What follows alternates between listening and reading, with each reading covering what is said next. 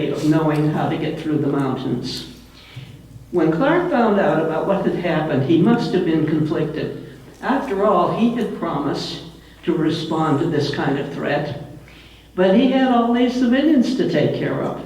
He sent 30 Georgians under the command of Major William Candler and Captain Stephen Johnson, and he sent Peter Strozier and Paddy Carr with them, two of the meanest Georgians alive. So he sent a very elite group to join Shelby. And Hampton's men showed him how to get through the mountains at Sam's Gap. And those of you who have traveled north of Asheville on the extension of I-26 have seen the sign for Sam's Gap at the top of that mountain at the border of North Carolina and Tennessee. And that took Clark and his people into the Nolichucky River Valley. And the people of Tennessee, or the Over-Mountain people, kept the Georgians there till the danger of war had passed. They had to have been there over more than 2 years. Now the men who went with Hampton joined Williams at Kings Mountain and fought under Williams. Now I'm not going to go into the Battle of Kings Mountain because the next presenters are going to cover that. And I'm sure that you will hear all about Ferguson's campaign. I do wonder about their title, The Life, Genius, and Legacy of Patrick Ferguson. I'm concerned about the genius designation because by my calculation, at the time of Kings Mountain, Clark and Shelby had seriously inflicted damage on the area that Ferguson was supposed to have secure. They'd killed 17 of Dunlap's men at Earl's Fort, killed 30 and took 50 prisoners in Cedar Springs and Wofford's Iron Works, killed 63, wounded 90, and took 70 prisoners at Musgrove's Mill. Now, Ferguson was being pursued by Shelby, and he had no idea where Clark was. I think it would have been prudent for him to have had more respect for the Patriot militia. Now, Ferguson was killed, of course, and so was James Williams at Kings Mountain. Walter Edgar writes, each of the engagements played a role in leading to the decisive battle at Kings Mountain. Without the partisan victories at Huck's Defeat, Stallion's, Cedar Springs, Gowan's Old Fort, Earl's Fort, Prince's Fort, Thickety Fort, Hanging Rock, and Musgrove's Mill, there would have been no battle at Kings Mountain. Cornwallis would have been able to march unchallenged into North Carolina. Well, at the time of Kings Mountain, Cornwallis was at Charlotte Courthouse. He moved back to Winnsboro, which I think is a retreat. He went into winter camp, hoping for rest and relaxation, but the Patriot militia was not prepared to quit. Clark, spending 3 weeks in the Nolichucky, getting his people settled, then returned to South Carolina and joined Thomas Sumter. Thomas Sumter was campaigning between the Tiger and the Enoree Rivers, right close to Musgrove's Mill. Musgrove's Mill is 30 miles from 96. Cornwallis sent Tarleton to destroy Sumter. Now, Tarleton had just returned to Cornwallis's camp because he'd been over here chasing Francis Marion through the swamps. Well, that wasn't successful, so now he's going to go after Sumter. And he attacked Sumter at Blackstock's Farm on the edge of the Tiger River.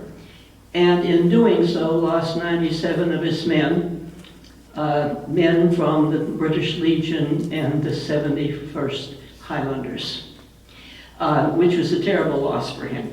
Anyway, he withdrew. He was going to regroup and bring up his artillery and a few more things the next day. But Thomas Sumter had been seriously wounded. And overnight, the Patriots crossed the Tiger River and disappeared.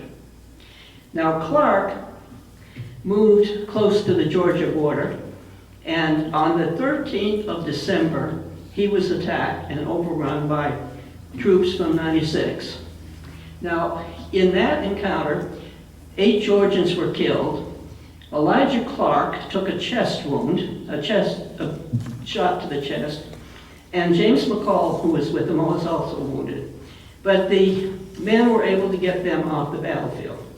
Now, a wound like that would have killed most people, the British thought, and they assumed that they had killed Elijah Clark. So the large group of them went back to 96, and they left a small detachment to mop up the operation under the command of who else but James Dunlap. When Dunlap found out that Clark was not dead, he was determined to find him and kill him. And James McCall's property was close to the battlefield, and so he went there to find them. They were not there, but Dunlap's troops brutalized that family, threatened Mrs. McCall, injured some of her children, and plundered the household of all of the furnishings, including the clothing and bedding. This is in the middle of December. Now, don't you know that he's going to pay for that eventually? But then, not finding him, either of them, Dunlap makes a mistake that will change history. Now, I write occasionally fiction. I would not dare write this as fiction because nobody would believe it. Dunlap violated Andrew Pickens' parole. Now, Andrew Pickens, after the fall of Charleston, had taken a parole.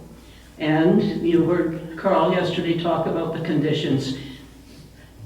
Andrew Pickens was an honorable man, and he kept his parole to the letter of the law. Now, the British had treated him very gently because they wanted him to renounce the patriot cause and join and pledge allegiance to the King of England. Imagine if he had done that, what a public relations coup that would have been. They offered him money, land, and a commission in the British Army, and he had remained resolutely neutral. Now, Dunlap, recalling probably that Andrew Pickens and Elijah Clark had campaigned before at the Battle of Kettle Creek in Georgia, fought Indians together, and believing that Clark may have found sanctuary in Pickens' plantation, or Bobby Moss says at least that's the excuse he gave, he attacked Pickens' plantation.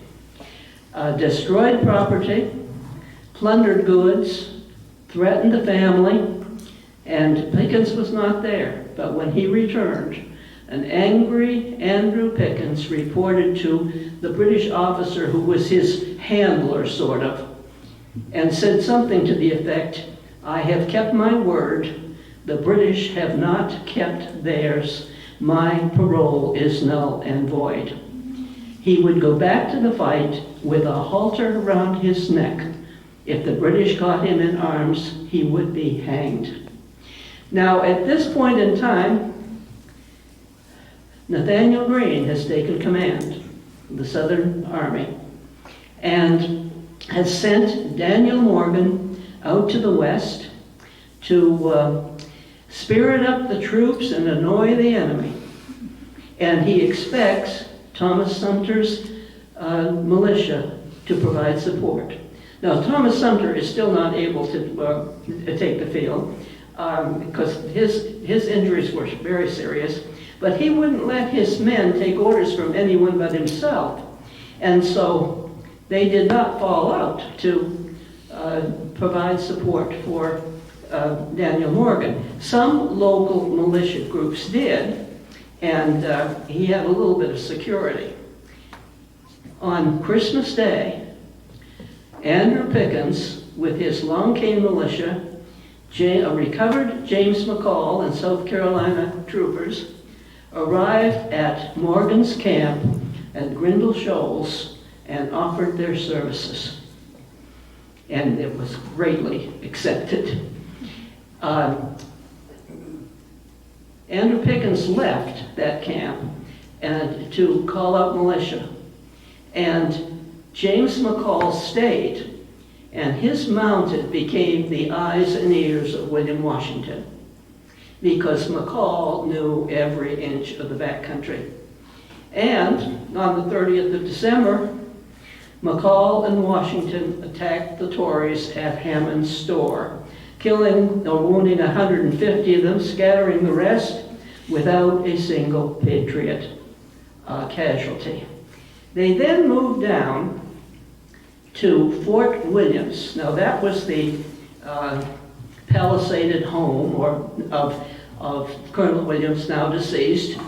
It was 15 miles from 96, and Washington and McCall took it. And now Cornwallis has to respond. And he sent Bannister Tarleton out to destroy Morgan. Now, I love Robert Stokesbury's work, and he writes this: for 10 days in early January, Tarleton first looked for and then chased Morgan, whom he outnumbered 2 to 1. On January 17, he made the mistake of catching him. Now, at the Battle of Cowpens, by the Battle of Cowpens, Pickens had mustered a tremendous number of militia. The Little River Militia was there, 4 battalions of the Spartan Regiment there, North Carolina militia under, 2 Joseph McDowells, and 100 Georgians of various types, some from Wilkes County Militia and some just refugees. The Georgians were inclined to show up every time there was a fight, and this was no exception. Larry Babbitts and Bobby Moss document that there were 1,000 militia on the field, and I'm not going to argue with Bobby Moss and Larry Babbitts. Larry says that Morgan enticed the British into a series of killing zones. The first line was the skirmishers, and the second line, militia. And the militia's orders were to fire at the officers and the NCOs. And in probably fewer than 30 minutes, Tarleton lost the battle. He lost a fourth of Cornwallis's army. He lost all of the light infantry. He escaped, of course, with a few of his mounted.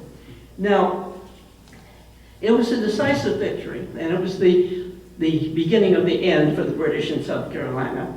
Now, you know from David's remarks last night that the war would go on for 2 more years, and there would be a lot more militia activity.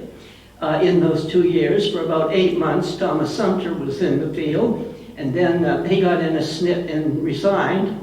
But for the next 2 years, Elijah Clark, Andrew Pickens, and Francis Marion were involved in Nathaniel Greene's campaign to take back the South. Now, that's another story for another time. But how effective was militia? Mike Scoggins writes, the evidence of Huck's defeat and dozens of other battles and skirmishes in the backcountry clearly demonstrates the effectiveness of the Whig militia in the Carolinas. Operating on their own, with little support from the Continental Congress or state governments, forced to provide their own weapons, food, and clothing, the militiamen kept up the fight and refused to surrender until the final battle was won. In spite of what many modern historians have claimed, the backcountry Whig militiamen of the Carolinas and Georgia were a courageous, highly effective, highly motivated force, and when led by their own officers and allowed to fight on their own terms, they were capable of meeting and defeating larger, better equipped forces of the British Army on almost every occasion. They successfully waged a partisan war against the most powerful army on earth, and in the process, they not only helped win their country's independence, but they also helped push warfare out of the 18th century and into the modern age. And as Walter Edgar wrote, the war was won in the backcountry. Thank you.